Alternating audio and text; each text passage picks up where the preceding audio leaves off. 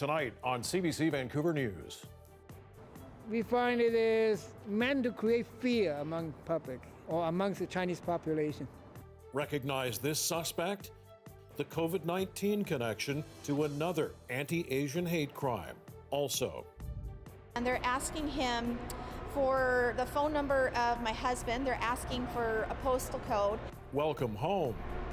Be sure to follow BC's quarantine rules for returning travelers. You just might get a knock on your door.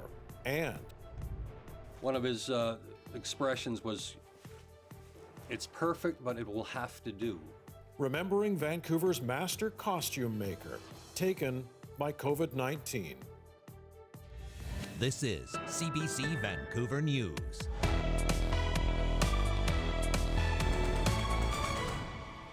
Good evening. There has been another disturbing hate crime in Vancouver, again aimed at our Asian community and again connected to the COVID-19 pandemic, which began in China.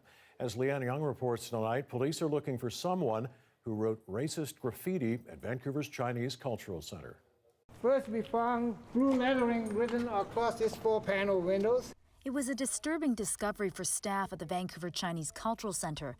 A month ago, paragraphs of racist ramblings saying the Chinese are infected and threatening deadly force against Chinese people. This is disturbing because Chinese Cultural Center are more like the icon in Chinatown.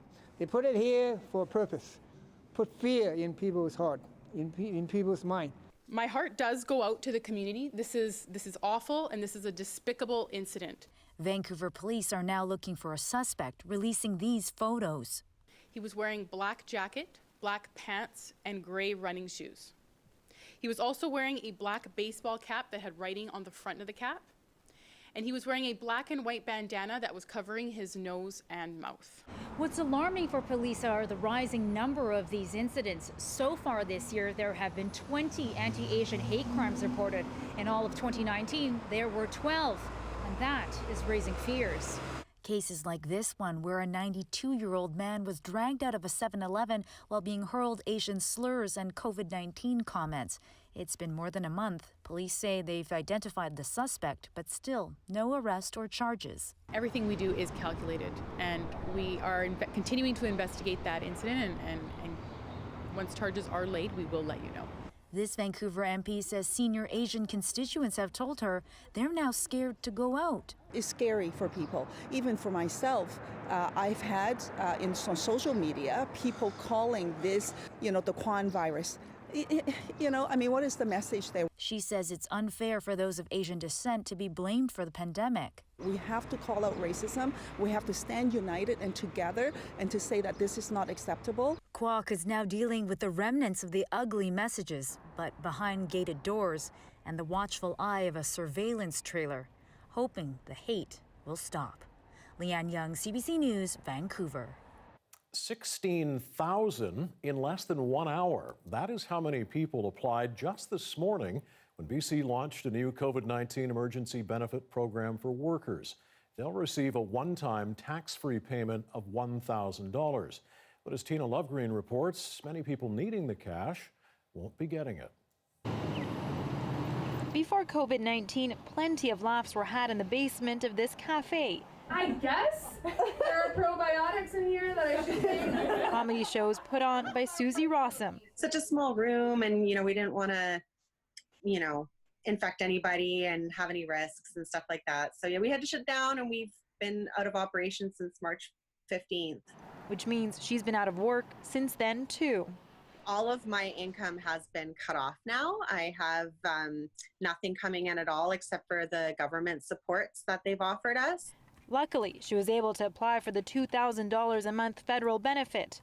And now the one-time $1,000 from the province. The $1,000 is actually helping to supplement unpaid rent that I had from the last 2 months.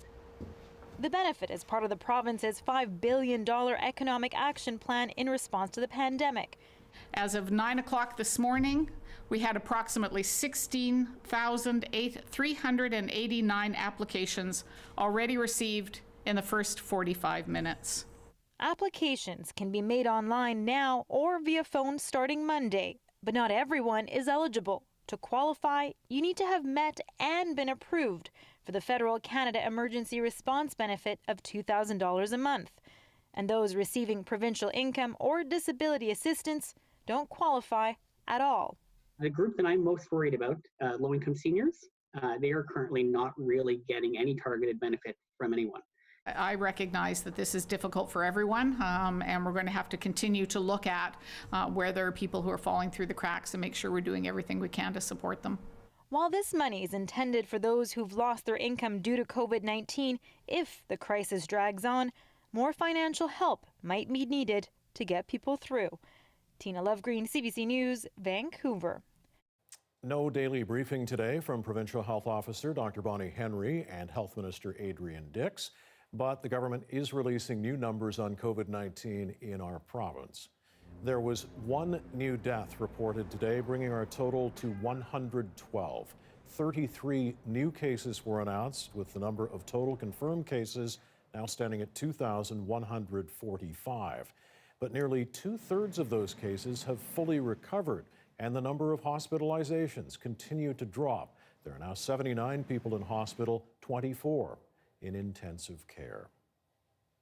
So, where will you quarantine for the next 14 days? How can we reach you? Who will get your groceries and your medications? Those are the kind of questions travelers returning to BC are being asked.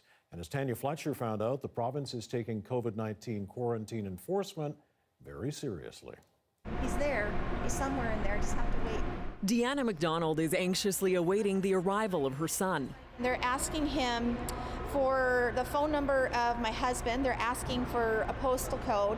He had her address, but I guess there's a couple things missing, so they're going through a full form, and he needs to have everything on there.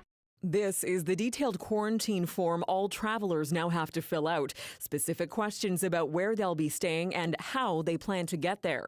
Thanks, Kaylee. Roy and Donna Nichols had their daughters pick them up from the airport. As soon as they landed, they got strict quarantine instructions. They want to know what your plans are, like how you're going to support yourself in the next 2 weeks. Yeah, and who's going to get your groceries, who's going to get your medication and all that. And you could be fined up to $1 million. Dollars, yeah. They made that quite clear. And they've been warned they'll get follow-up calls as well. More than 9,000 phone calls have been made so far, including one to Anna Kojay. She and her partner are 1 week into their quarantine after flying back from New Zealand. We received a call from Service Canada after a few days, just checking in on us, making sure we're okay, making sure we had food and we had cleaning products and we weren't feeling unwell at all. But the BC government says about 500 calls were not returned, so police were sent to their doorsteps. And so a local officer would knock on their door and say, hey, the province has been trying to get a hold of you. You need to call them back. And what we found is overwhelmingly every one of those people responded back and engaged with the process. Over the past 3 weeks, 16,000 travelers have come into Canada through BC borders, but about 100 of them did not present proper self-isolation plans, so they were immediately whisked away and placed under government quarantine at various hotels across the province. Back at the airport, Deanna McDonald is eventually reunited with her son. A moment of togetherness in an age of isolation. Love you so much. Tanya Fletcher, CBC News, Vancouver. Well, you may never have heard of Ray Buchanan, but in Vancouver's arts world, he was something of a legend. Almost 90 years old and still making by hand beautiful costumes. Healthy with still nimble fingers, he had no plan to ever retire. But last month, Buchanan died from COVID-19. Tonight, Deborah Goebel looks back on his remarkable life. I want people to know how clever he was. For most of his 90 years, Ray Buchanan loved theater. He did this all by hand. Ray did all this by hand? All by hand. Everything was sewn on. Always behind the scenes, costuming so many characters, movies, plays, Barkerville, even big shows on cruise ships. One of his expressions was, it's perfect, but it will have to do. So, and he did do everything perfect. Creating imaginary worlds that sparkled with beauty. We'd all be naked without him, not a pretty sight. But the perfectionism that made him such a master at his craft also made him stubborn. A planned 4-day jaunt to London to catch some shows was not unusual for Ray, and he wasn't going to let the coronavirus stop him. He was very much his own man. He did what he wanted to do and just lived life on his own terms. I just said, do you really have to go? But he didn't listen. Yeah, I keep on thinking he's going to ring up and I'm coming over your home. Are you receiving, he'd say. Ray died in Vancouver at the end of March from COVID-19, a week after arriving home from London, one day after his 90th birthday. He's created so much magic for people in their lives. And we have an additional 5 deaths, unfortunately. Just another faceless, nameless statistic on the evening news. But like all the rest, he loved and was loved. The loss of him makes me cry.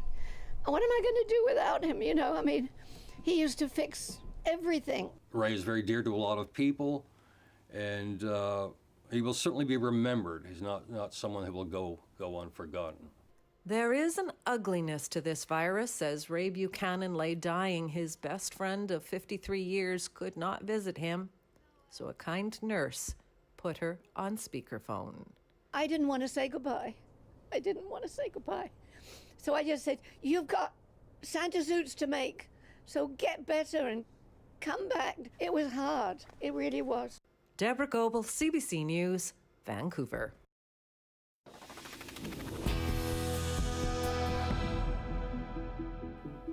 Tributes continue to come in tonight honoring Captain Kevin Hagen. He's now presumed dead after his Navy helicopter crashed in the Mediterranean on a training mission. One of 6 Canadians killed in the crash. Kevin had this little bit of a hunch to him, but it was kind of a Kevin thing, and his smile. He always had this, some people, it's his face. It's his, right now at least, it's his face. He was always really, he had a lot of really close friends that it was kind of just all chummy. Everybody loved to just hang out together. The search for Hagen, who was from Nanaimo, and 4 other sailors and aviators missing, was declared no longer a rescue mission. It is now a recovery mission. Military officials say they are certain no one survived. As Kayla Hounsell reports, they have found remains, but they have been unable to identify them. At 12 Wing Shearwater, where the members of the aircrew were based, there is a growing memorial today to match the growing grief. And on board HMCS Fredericton in the Mediterranean, a vigil for those lost at sea. This decision was not taken lightly. The commander of Maritime Forces Atlantic says despite the efforts of Canadian and Allied forces, time has run out. We are certain that if there were survivors, we would have found them within the past 48 hours. The body of Sub-Lieutenant Abigail Cobra was recovered when the Cyclone helicopter crashed Wednesday. Military officials say they have now found other remains, but have not been able to identify them. That likely won't happen until they are repatriated to Canada next week. These proud military members died heroes, and we will always remember them. Captain Brendan McDonald was a proud father in a house full of boys. Captain Maxime Morin aspired to serve in the Canadian Armed Forces since he was a cadet as a teenager.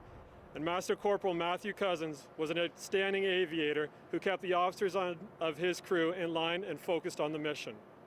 Sub-Lieutenant Matthew Pike, a naval warfare officer, is also presumed dead, and Captain Kevin Hagen, whose father says he was caring and sensitive. Telling the world how proud I am of Kevin doesn't even begin to scratch the surface for those feelings of admiration I have always felt for him.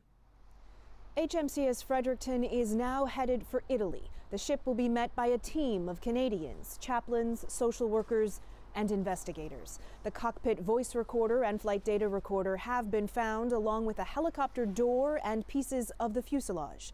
Clues to help investigators determine what went so catastrophically wrong. Kayla Hounsell, CBC News, Halifax.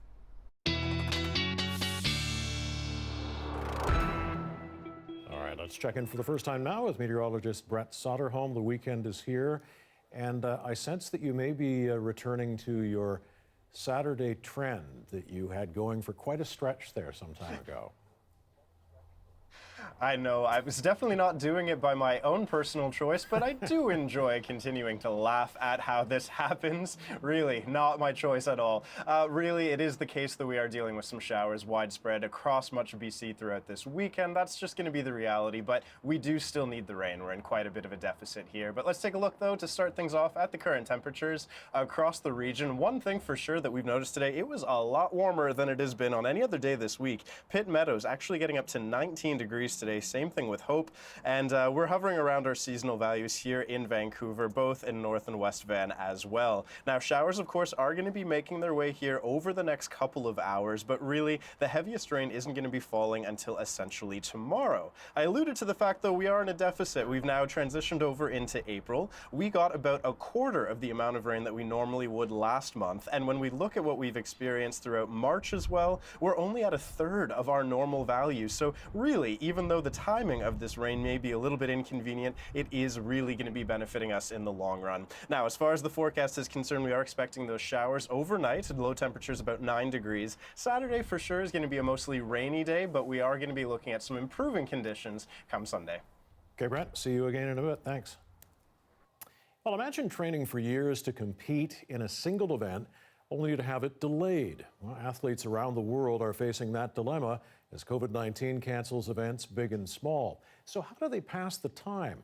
CBC's Dan Burrett has more tonight on the push to keep the body and mind in shape.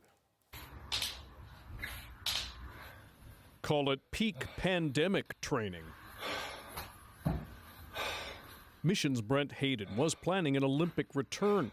He won a bronze medal in the 100-meter freestyle swimming race at the London Games in 2012. He quit soon after, though, weighed down by back injuries out of love with the sport. But last year, he announced a comeback with Tokyo 2020 as the goal. However, the COVID-19 pandemic has postponed that plan. So what does he do now with pools closed and competitions canceled? The extra time just gives me more opportunity to work on some other things that I know I can still improve, such as my dives. Hayden says his 7-year retirement prepared him to keep body and mind in shape. You learn to not stress about trying to stay in top Olympic shape. As long as you're doing something and you're keeping your body healthy, the body has a crazy way of remembering and adapting when you reintroduce the workload. I have moments where I feel sad and I just miss racing. Olympian Natasha Wodak captured gold at the women's 10,000-meter race at last year's Pan American Games in Peru. I usually race, I would say 18 to 20 times a year. But with many competitions scrubbed and access to physio and massage gone, the Surrey native has changed her routine. I want to be 6 weeks from top shape. So I'm trying to, Coach and I are trying to maintain a certain level of fitness, doing fun workouts that we really enjoy. You're not losing ground right now on anybody. Coaches are preaching perspective. And they cope with it. And again, trying to maximize this downtime to work on weaknesses. And the athletes have some tips too. Well, I've been telling people to set mini goals along the way. So May the 9th, you were going to run the BMO half marathon, go and run a half marathon. Keep that in your training so you have something every morning to get up and say, okay, I'm still going to do my 13K run. Sound advice for anyone whose routine has been upended, Olympic or not. Dan Burrett, CBC News, Vancouver. Well, it's the first day of May, and the first day Van Dusen Garden is back open to the public. The 55-acre outdoor garden closed in mid-March in response to the COVID-19 pandemic. Well, now the gates are open again, but they are operating with new physical distancing guidelines for visitors and staff. And to make sure the distancing rules are being followed, staff have been assigned to monitor the pathways. We're going to monitor how this goes, and we would like to be able to increase capacity and get more people into the garden to satisfy the real urge to get out and enjoy the beautiful features of the garden that Vancouverites have come to know and love. Before opening the facility, the park board consulted with Vancouver Coastal Health.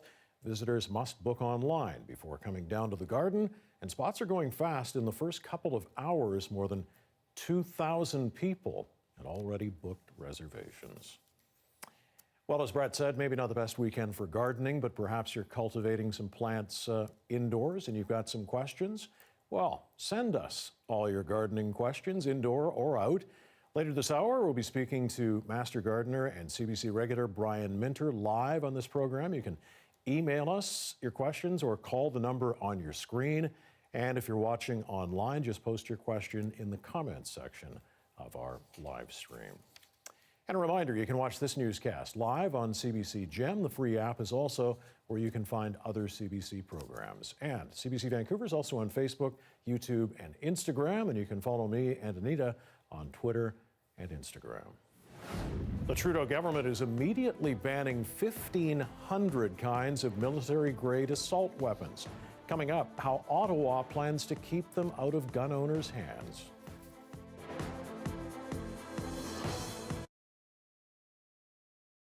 And thanks for staying with us online for ongoing news coverage during our regular TV commercial break. Well, the crash of a helicopter based in Nova Scotia and last week's tragic mass murder have left people in that province understandably shaken. The CBC's Elizabeth Chu tells us about a cross-country project to bring them some comfort. It started with an idea from the heart. Laura Purgy, full of sadness for so many families in her home province, shattered in a gunman's rampage. Inspired by her new pandemic hobby, crochet, she wanted to comfort the families of the 22 victims and the 3 survivors with handmade blankets. People in the Yukon and Alberta and Saskatchewan and all over the place are working on these squares that we could then put these blankets together and sort of wrap these victims in love from the country and not just Nova Scotia. Afghan blankets stitched together from hundreds of squares in the colors of the Nova Scotia flag. Purgy knew she needed lots of help. This is love in action, and this is what we need to do during this difficult time. In Calgary, Casey Claude DeMonjos has started a square that's symbolic, the blackness fading into the light. Kind of like putting the darkness behind them of the tragedy. She mobilized her Facebook group, Canadian Crocheters Hooking for a Cause, and its 500 members. Stitching together sympathy and solidarity with tears is something she's done before. After the Humboldt Broncos bus crash that killed 16 people and injured 13 others. It's kind of like a hug from everyone in Canada saying that we're with you no matter what. There's a lot of tears that go into it. I've been crocheting squares and then all of a sudden just start crying because it's heartbreaking. I'm going to slowly turn the camera around here and Toby and Bernadine Boulay received an Afghan after their son, Logan, died in the crash. Well, there it is. It's 30 squares. The word I'll use is it's heavy. It's like picking up a book of someone's life, and if it's a light book, there's not much to it. I like heavy books, and the Afghan is heavy. It's the weight of all these people, their love and care into that project. Boulay hopes the Nova Scotia families will receive the gifts from strangers, the light amid the darkness. And on the same day some of the obituaries appeared in a newspaper, the Humboldt families shared this message. Canadians in the world were Humboldt strong for us, and we're Nova Scotia strong. As crochet crafters wrap the province in love. Elizabeth Chu, CBC News, Halifax. And coming up next, we're going to have more on the government's expanded ban of military-style assault weapons. We're also going to look at how people are taking advantage of the financially vulnerable during the pandemic. And be sure to get your questions in so we can put them to Master Gardener Brian Minter a little bit later. Stay right here.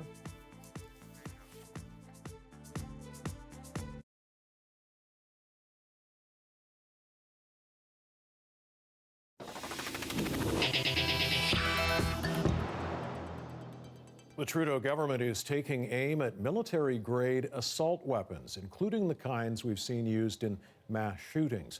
Effective immediately, there's a ban on buying, selling, importing, or using 1,500 of those types of firearms. But as Julie Van Dusen reports tonight, some say it's far from a complete ban. Justin Trudeau began his announcement by talking about how he will never forget that day 30 years ago.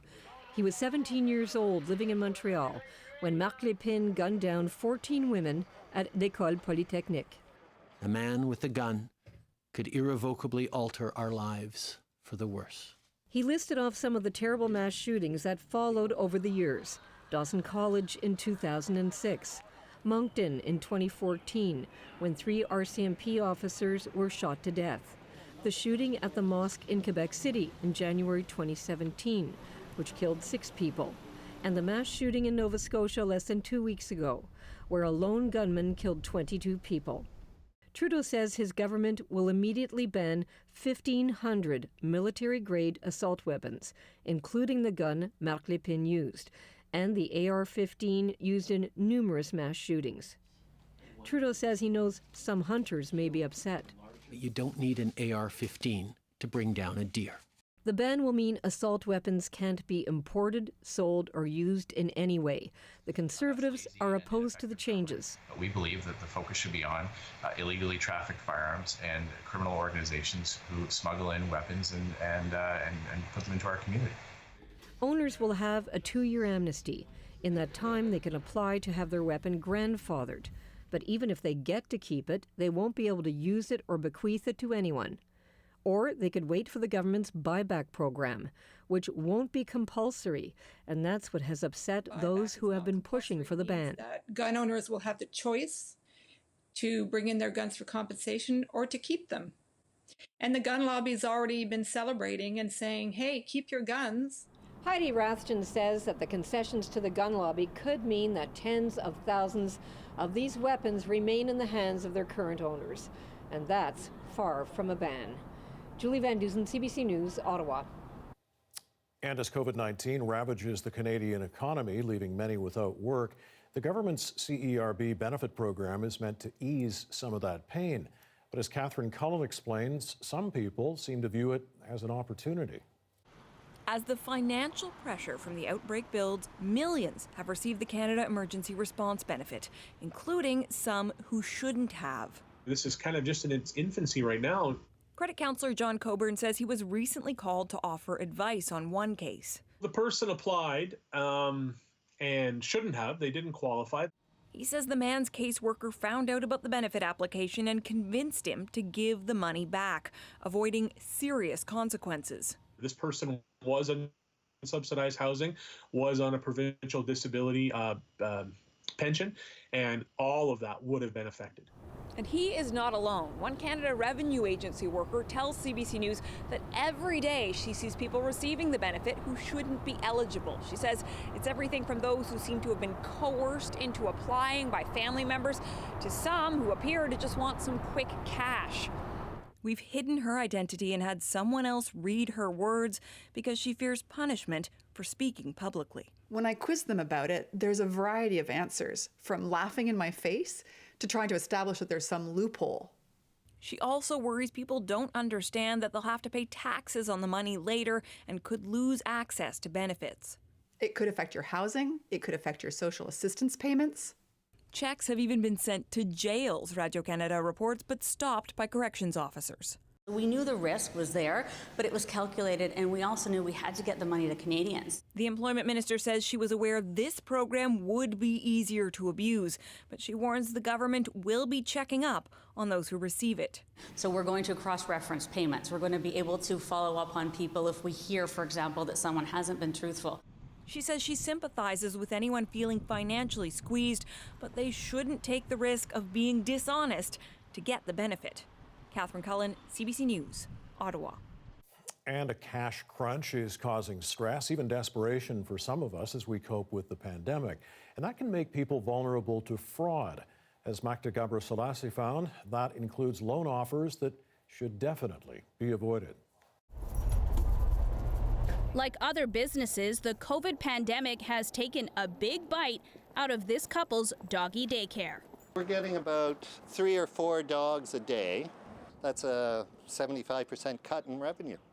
After researching loans online, he got an unsolicited offer from First Capital Canada for a $20,000 loan. Looked legitimate, but there was a catch. I had to put up a bunch of money in order to get a loan. It didn't make a lot of sense to me. It's called an advance fee loan. According to the Better Business Bureau, it's illegal. Victims don't get the loan or their money back. I think scammers are taking advantage of the pandemic to try to get more money because they know that a lot of Canadians right now are going to be strapped for cash. Take a look at the Better Business Bureau Scam Tracker. Now, this shows complaints from across the country from people saying they lost hundreds or thousands of dollars, including this woman in Ontario who we agreed not to identify because of her job. She says she paid almost $4,000 up front to secure a $20,000 loan from Belford Capital Service, but the loan never came. People are in desperate situations where they're counting on someone to assist them and help them out, and they're just taking advantage of you. Two companies, two identical contracts. So the company that offered her the loan, its website is now down. As for the company that Terry was dealing with, First Capital Canada, its website was only registered 2 weeks ago. So we called them up. We tried several times. He hung up. Magda Gebrselassie, CBC News, Toronto. Coming up after the break, Master Gardener Brian Minter is going to be here joining us live to take your gardening questions. So get them in now, whether you've got a greener thumb than Kermit the Frog or you're just getting started. Brian's got you covered. Have a question, call now. There's the number 604-662-6801. You can send us an email, cbcnewsvancouver@cbc.ca.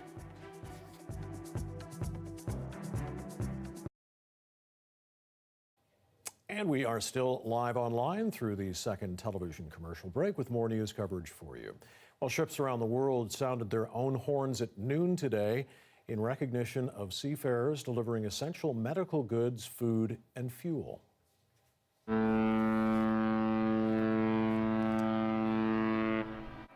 Crews everywhere have been working amid border and travel restrictions since the global lockdown began. Many have been restricted to ships unable to return home. Organizers encouraged vessels, vehicles, even passers-by to join in the International Workers' Day sound-off for seafarers. Well, as you know, Dr. Bonnie Henry has encouraged the public to go outside, and that likely has many of you itching to spend more time outdoors. But how risky is it? CBC's Mike Crawley looks for the facts about outdoor transmission of COVID-19. It's a natural human instinct, especially after 6 weeks stuck mostly indoors. But is getting outside for a walk the right thing to do in this pandemic? The message in Ontario? You don't go to places where you think everybody else is going to go. You don't go out at hours where everybody else is going to go. Quite a different tone from British Columbia. Please go outside. Go outside with your family. With warmer weather arriving and COVID-19 restrictions still in place, many wonder about the risk of catching the coronavirus outdoors. There's no evidence that it's high. The risk that somebody who is sick is spreading this virus from coughing or sneezing outside and you walk by them very quickly, even if it is within 6 feet, that risk is negligible. In general, you just have to be sensible. So when we're talking about outside, we're not talking about sporting events with 10,000 people packed into the stands. We're talking about taking solitary walks outside in a park. When the sun came out last weekend, plenty of people flocked to Toronto's lakeshore, prompting this from the city's top doctor. I know it was a beautiful day, and I would have loved to have been outside.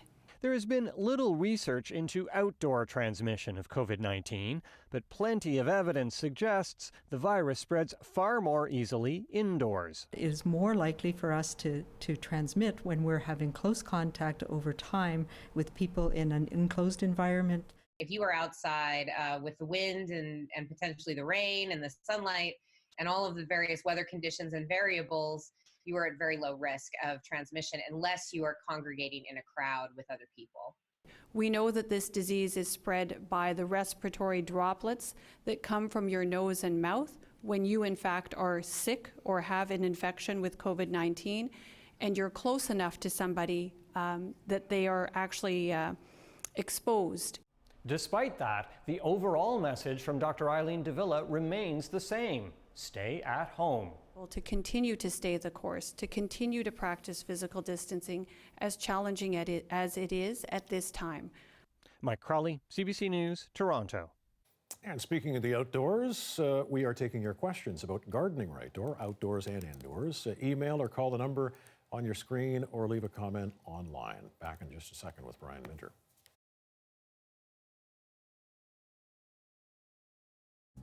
Here are some of the stories we're following tonight on CBC Vancouver News.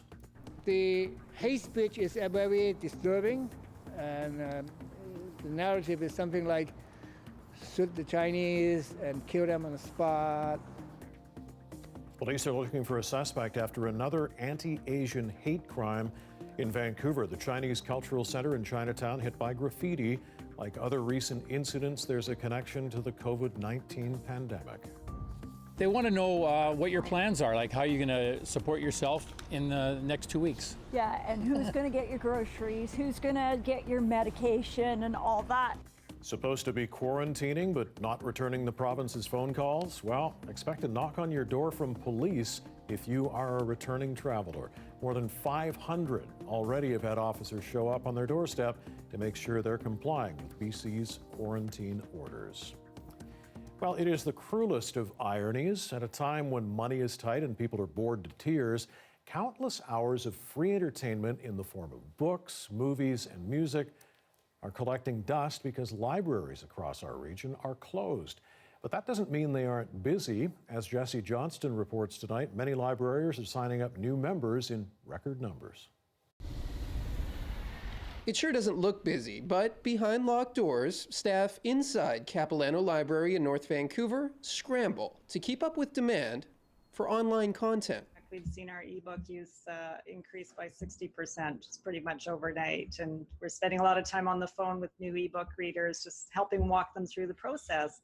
Hi everyone, I'm Elizabeth.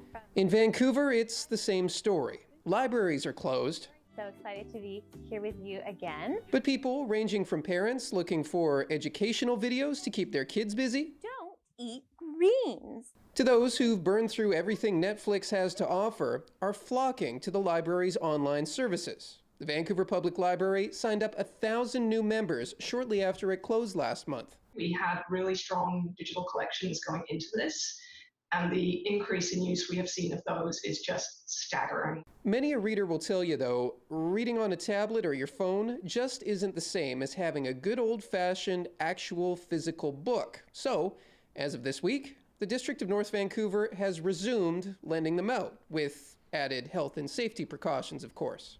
I think normalcy is something people are craving, and being able to go to the library and pick up a book is normal, and it feels good. People clearly still want real books you can touch, and there's no denying demand for online content is growing too.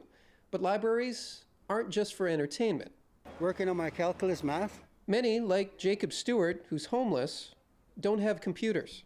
You know, I was doing it every day on the computer at the library, and now I can't go to the library. It's closed down, so yeah, I'm looking forward to studying my math again and, you know, do my reading again. Thousands of people are devouring digital library materials, but the buildings remain closed, buildings that many depend on to stay connected and miss tremendously. Jesse Johnston, CBC News, Vancouver. All right, 22 minutes in front of 7 o'clock, and joining us now live once again to answer your gardening questions as we head into the weekend is our friend and colleague, Master Gardener Brian Minter. Hi, Brian. Thanks for joining us again tonight. We appreciate it. Mike, what a pleasure. It seems that gardening has exploded. People are at home looking for something to do, thinking about food security. And, you know, it's really an amazing thing. And it's a great thing that people are trying to be a little more self-sufficient and start growing a lot of things that I think are really important to them. Yeah, you told my producer, one of our producers, that gardening is the new toilet paper in your mind. Yeah, no question.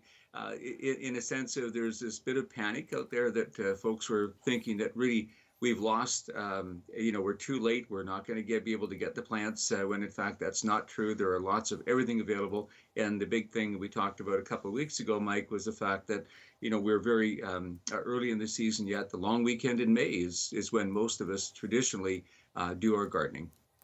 Right, and we're not quite there yet, that's for certain. All right, let's get to some of the questions, and they're just flying in as always when Brian is with us. So let's get right to them. Here's Don Clancy via email saying, I'm looking to plant a bee garden this year. I was sold some bee-positive annual wildflowers, which are sprouting nicely, but I'd like to put in some bee-positive perennials without having them take over my garden. Your response to that? Yeah, and great. That's absolutely amazing. We're losing and have lost a lot of, our natural pollinators. Bees in particular are truly amazing. But the thing is, and I think all of us need to, this isn't just a springtime or summertime event. It's really, so when it's 10 degrees, Mike, all the bees are actually coming out of the, wherever they're hiding out in the ground and so on. They're looking for pollen and nectar. And so all the plants that we would choose to do that are really important. For example, the winter flowering heathers, a few of them still in bloom right now. On a warm day, you'll see bees smothering that, and that gives you 6 months of color. But as we move into the perennials right now, there's some favorites out there. Certainly people ask for bee balm, which is actually a perennial called Monarda, very, very long blooming, which is wonderful. A lot of and look for long blooming perennials that give you, the best. Probably their favorite and everyone's favorite is lavender today. The English lavender is quite late to bloom, usually June into July, but the Spanish lavenders, particularly Anuc, is actually some of the growers have had them in bloom now. The nice thing about those, they bloom all summer long. So finding those long blooming perennials to add your annual collection would be absolutely wonderful, and you'll enjoy it too. Okay, thanks, Brian, and good luck, Dawn, with the bee garden this year. Next one from Ryan calling in to ask, can any tomato plant variety be hung in order to grow? Yeah, that's usually at the end of the season question, Mike. And what we do in the old days, when you got near the end of the season, you would actually take some of the tomato varieties and hang them up in your cool basement, which a lot of us don't have anymore. Yeah, if you have a cool, dry spot at the end of the season and the tomatoes are actually green, because remember, tomatoes ripen from the inside out. A lot of the medium and smaller size varieties, all of them would be fine to be able to ripen that particular way. But just a reminder, the long weekend in May is the beginning of the tomato season to plant them out. And make sure that, I know everyone is really fascinated with all the wonderful heirloom varieties we have today, but Dew's Early Girl and Better Boy and Fantastic, and a lot of these varieties that will give you tomatoes early, so you don't have to wait till the end of August to be able to enjoy them. All right, Kalindi asking by email, I have heard that if I paint the trunks of my trees, will I discourage ants, which farm the aphids? Is this true? She's got a big aphid problem. I'm chuckling about that one, Mike, because when you paint the trunks of trees, and usually a latex paint works very, very well. The issue is that a lot of the insects that would normally have their protection of the coloring of their bodies, they're exposed to all their predators, so they stay away. Everybody except the ants. They don't seem to care, right? They're in such large numbers. But you really have to put sticky tape. Paint the tree, yes, but also put something like, there's several types out there. Tanglefoot is one, for example, that you put your tape on first, then put the tanglefoot on. That, in fact, will keep the ants at bay, and which is kind of important. It's a really good idea. Okay, still with insects. Tom is asking by email, where did spider mites come from, and how do I get them off my plants? Oh, gosh. When it's hot and when it's dry, the greenhouse industry has a terrible time with them. They are just absolutely everywhere. This time of year, it's not a problem unless you're inside with a dry, unhumid house. The very best solution, and talking to an entomologist about this, don't use your chemical sprays at all because you kill the mite predators. What you really want to do is water. They hate water. Misting water on your plants, particularly on the underside of the leaves on a regular basis, keeps them away, discourages them, and even kills them to some degree. So water sprayed when you get into those conditions, and do it in the morning, of course, because a lot of plants might get mildew at night. But what a difference that'll make in controlling spider mites. They're easier to control than you think. Okay, this one from Bunny Stanichuk by email. How do I grow broccoli sprouts? You can. There's two types of issues today. Sprouting seeds, where you can buy masses of seeds and put them in a container or in soil, whatever you wish, put a cover on top of them, and they sprout, and they use those particular sprouts. Most gardening stores today have a nice selection of not only broccoli sprouts, but every other variety of sprouting seed that you can do the same thing with, and it's becoming very, very popular.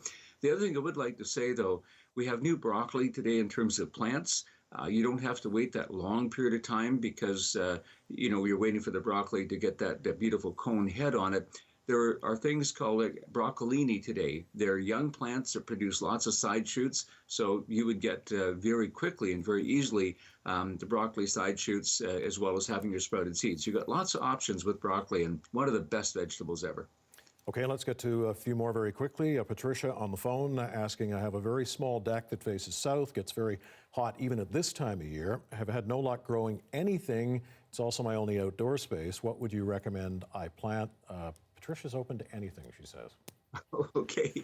A wonderful suggestion, and more people are doing this, Mike, is get a larger container. You have to watch the weight on a deck. We understand that. And plant a screening tree. I love Japanese maples. They're small. They don't take a lot of space. You can get compact varieties. But having that on your deck to break the intensity of the sun will make a big difference. But in terms of sun-loving plants, any petunia. I've seen petunias in Princeton at 120 degrees on the cement doing well. So petunias are great. Your geraniums all are fabulous. Things like lantana are great. I love the daisy shape of gaillardias and all the wonderful gazanias. So there are today heat-loving plants that will survive even those conditions, but perhaps a small shade tree, give them a little bit of protection. It'll broaden the number of plants you can actually grow and enjoy on your deck. Brian, thanks again for doing this. We had a bunch more questions to get to. We apologize to those of you that we couldn't get. We'll do it again next time for sure. Brian, thanks very much. Have a great weekend. Thank you so much. My pleasure. All right, it's 6:46 now. Live look downtown Vancouver tonight. A nice end to the work week on the South Coast. Pretty decent, but what's in store for the weekend? Brett's forecast is coming next.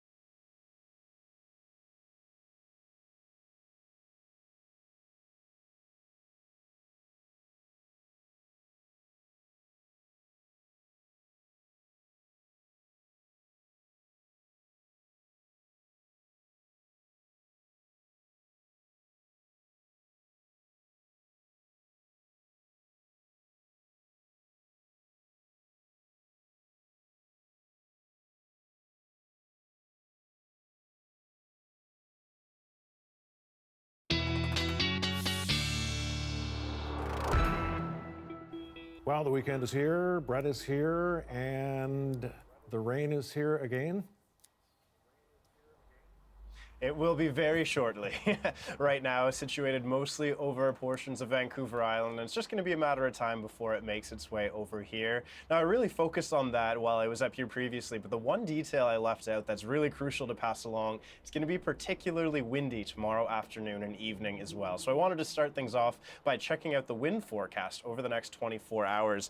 So throughout much of the overnight tonight, it is going to be relatively calm, but notice as we go throughout Saturday morning into the afternoon, we're going to see a wind shift, and we have the potential here to be experiencing wind gusts in and around 70 kilometers an hour for parts of Metro Vancouver, especially toward Victoria. Of course, going to be a bit stronger there, but I would say places like Surrey and Langley, even out to Abbotsford, we could be seeing some local gusts in and around that 70 kilometer an hour range. So it is going to be feeling a little bit stormy when you consider the fact that we still have a decent amount of rain as well. Now, this rain obviously not localized to the lower mainland. We're going to see this fairly widespread across Vancouver Island, but as we zoom in here closer to the lower mainland, you're going to see that in general we're expecting about 10 to 20 millimeters as we go throughout that Saturday and Sunday. Now, the vast majority of this is going to be falling throughout Saturday, changing over to just some scattered showers on Sunday. This is all coming, of course, from a system making its way up from the States, bringing widespread rain to the entire west coast of British Columbia. So that means Saturday afternoon in the interior, places like Kamloops and Kelowna likely to be getting up to 20 degrees with lots of sunshine, and the rainfall is expected there to be continuing Saturday overnight through Sunday. Farther north, places in the Caribou and the Chilcotin regions, of course, still watching very closely about their water levels. We're not looking at any significant rainfall in the region, just a few scattered showers and certainly some drier conditions come Sunday as well, which is going to be quite nice. Now, forecast highs for Saturday, you're going to notice one thing. It is pretty close to seasonal everywhere that you look on this map, from 14 degrees in Vancouver to 19 in Kelowna. But come Sunday, notice a significant drop here. We're going to be going down into the interior by quite a few degrees, and we're going to be staying relatively put here in Vancouver by contrast. Now, for a 5-day forecast, yeah, timing is not really all that great here. If you were hoping to get outside for a rain-free weekend, not going to be the case. It's going to be pretty showery on both days, but come Monday and getting into next week, of course, just in time for the return to the work week, we are going to be drying out a little bit, and that sun is going to return. And if I could extend this forecast by a couple more days, I'd let you know that by the end of next week, it's already looking like temperatures could be pushing toward 20 degrees with lots of sunshine here in Vancouver. Well, we will look forward to that. Thank you, Brett. Have a fantastic weekend.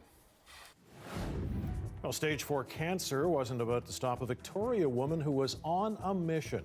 Run a marathon while physically distancing to raise money for charity. I'll take her to the island for that inspiring story next.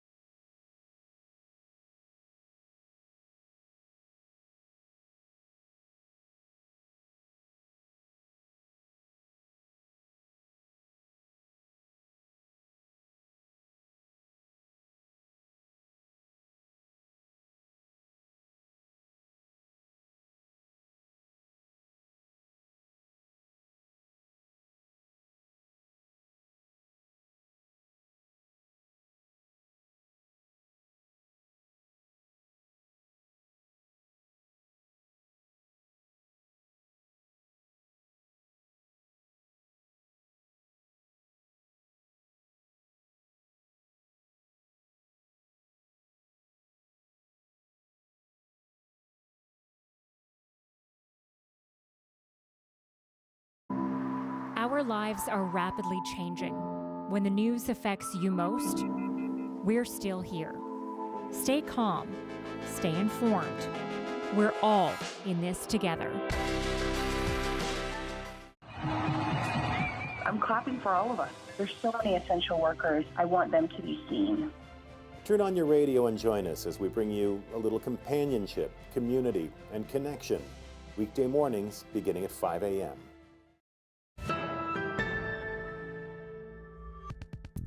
Well, nothing could get in the way of a Victoria woman who was on a mission to run a marathon. Not the pandemic, not even the stage 4 cancer she's battling. Lise Berube hit the trails today, all in hopes of raising money for charity. Get set, go!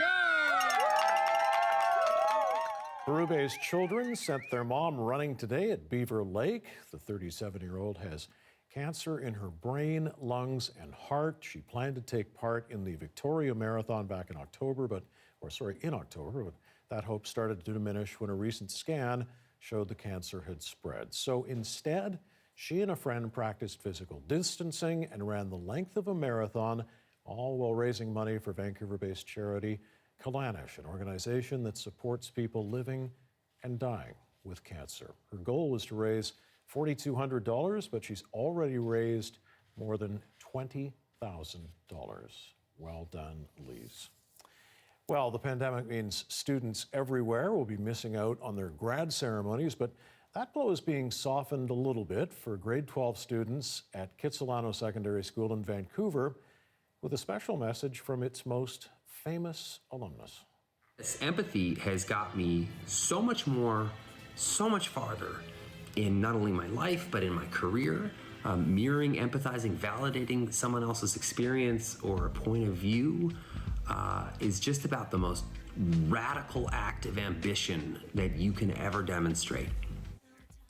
Heartfelt message delivered in typical Ryan Reynolds fashion today. He also revealed he'll be sending each of the 300 students a free pizza. That's a pretty good deal. Graduated from Kits after, I'm told, being asked to leave nearby Prince of Wales Secondary way back when. But good for him. That's fantastic for the grads at Kits Secondary.